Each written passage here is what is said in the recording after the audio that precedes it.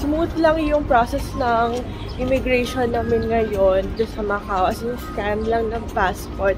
Then, from Macau Ferry Terminal, you're gonna ride the bus number 3 para makapunta kayo sa Senado Square. Then, from there, pwede kayong mag-walk to St. Paul Ruins. Then, andun din yung one of famous yung parang beef jerky store. So, if you wanna have free taste and egg tarts, doon, masarap daw doon. So, ayun, nakita ko na yung bus number 3 over there. So, tara, $6 ha.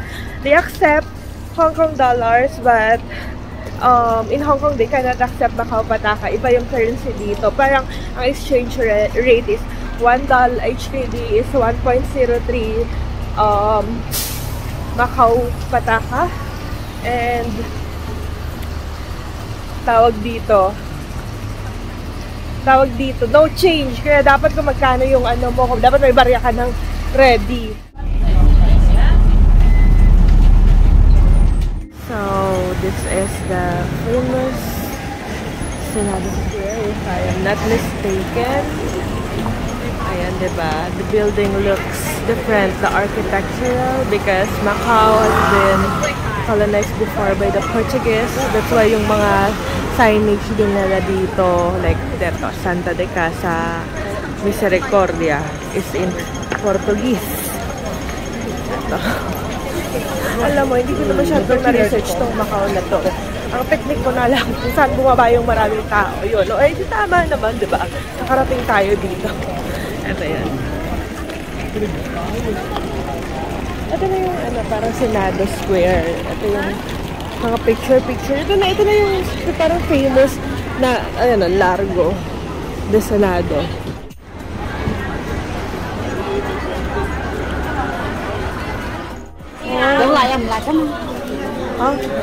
Can I try that beef jerky?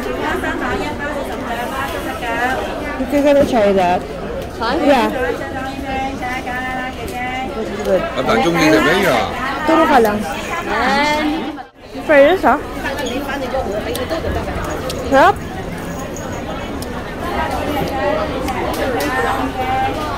Koke bakery. Unang free taste ng taon.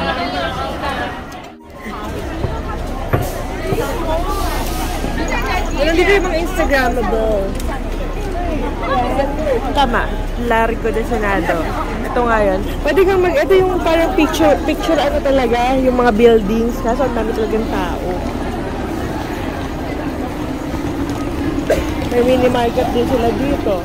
Okay, ito na yung Senado Square, the famous Instagrammable spot and one of the Macau's famous landmark. And guys, nagtanggal ako nung jacket ko kasi kanina, 17 degrees. Ngayon, ang init-init, tapos naka-heat pa ako, parang fail. Pero kasi bipolar yung weather ngayon, so better be prepared. Kahit pa paano naman, I like something warm. And if you want to have a good Instagrammable spot, suggest ko yung puno na yun, nandun. Instagrammable. Marami nga lang tao, pero chichempuhan mo na lang. So, come on guys, diretso tayo. Ito din pala yung way papunta dun sa St. Paul Ruins. So, tara na. Diba? Super ganda. Ito, Santa Casa de Misericordia. Si Mom!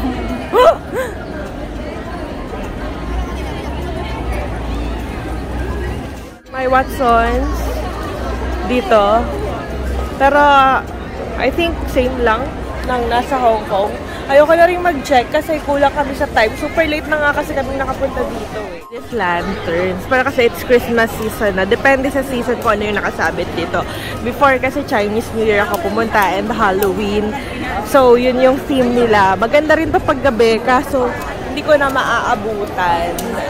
Hahanap nila siguro ako sa net ng sample ng itsura nito para makapakita ko sa picture. Kung hindi naman, eh di punta na lang kayo dito. Chares! Ano ito? Bakit pinipilahan? Pag pinipilahan, puntahan. Ayan.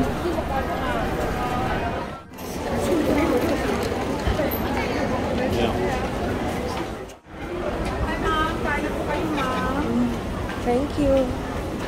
Masarap yung makapork ba namin dito. Ito. What's that? What's that? Hot pot. It's for the hot pot. Oo. So, ano na tayo nito. Ito na lang. Fishball. Yeah. Ah, sorry? Ano that? Sorry. Oh, something like this. That one? Yes. Nega? No. Yeah. 20. 20.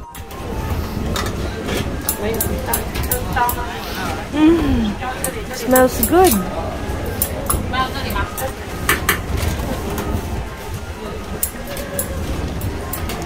Guys.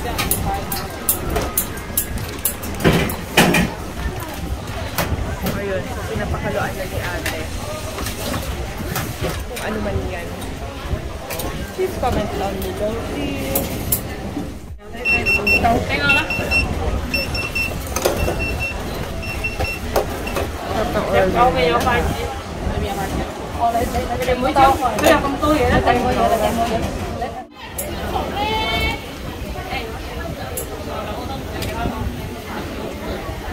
Jalama. Jalama. Spicy. I'm sorry? Spicy. Yeah, it's spicy. Alita? Yeah, a little only. Thank you!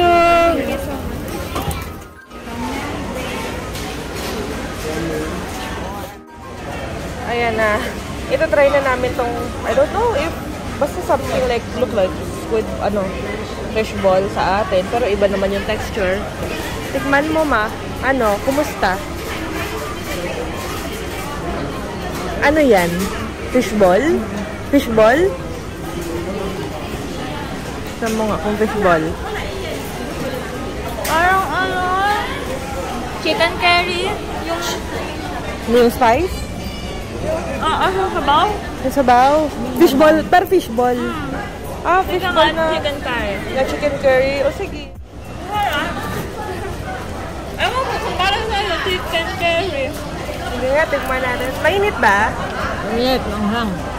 Ito medyo may spicy yan si mami.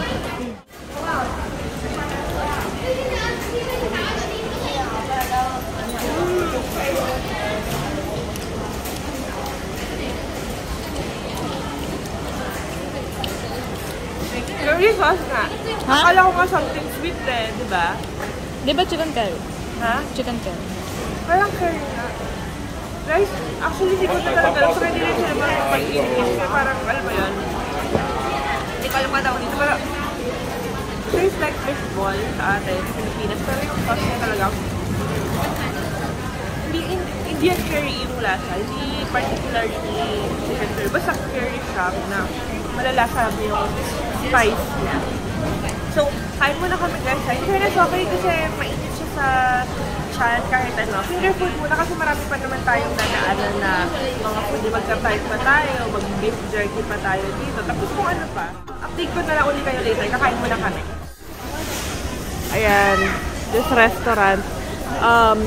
Sa gilid lang ng Senado Square, along the way, papunta sa St. Paul Ruins. Makikita mo yung mga pumapasok sa lumalabas ng mga tourist. Kaya, syempre, as a tacky tourist, pumasok din ako dito. Tapos kanina kasi pinipilahan siya. Ito, going there daw yung simbahan. So, pa-follow lang natin to. Hindi ka naman masyadong maliligaw dito.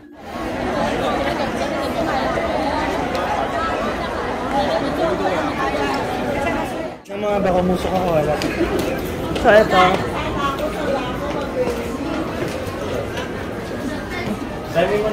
So, simbahan pala to talaga. Tunay na simba.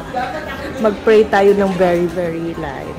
Salamat tayo sa lahat ng blessings na binigay. Kasi kahit ganito yung lola niya, ang dami-dami niya binigay na blessing sa akin dito. Kahit ang dami ko ng struggles and all. Thank you, Lord.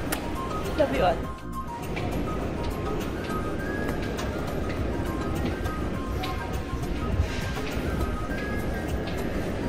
Lord, hello po.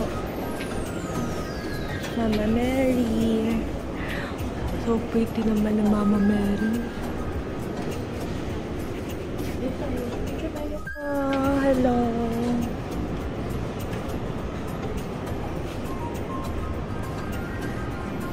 Ito yung altar nila.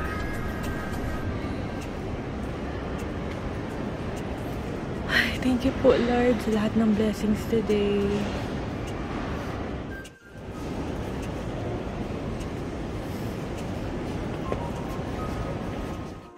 Everywhere. It's not as peaceful as before. My God.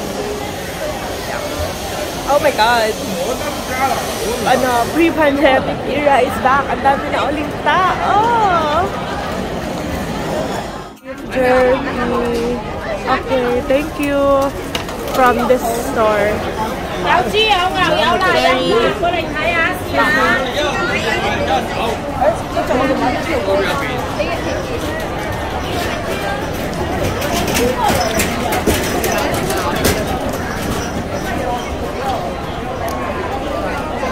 Masarap yung una, pero okay naman to. Ano yun? Pinagkakaguluhan. It's the same as the first one. It's the same as the first one that we tried. Poke Bakery din yun, diba? Alam na natin yung lasa dyan. Here. Going din. Pero maganda din yung alleyway, no? Going there.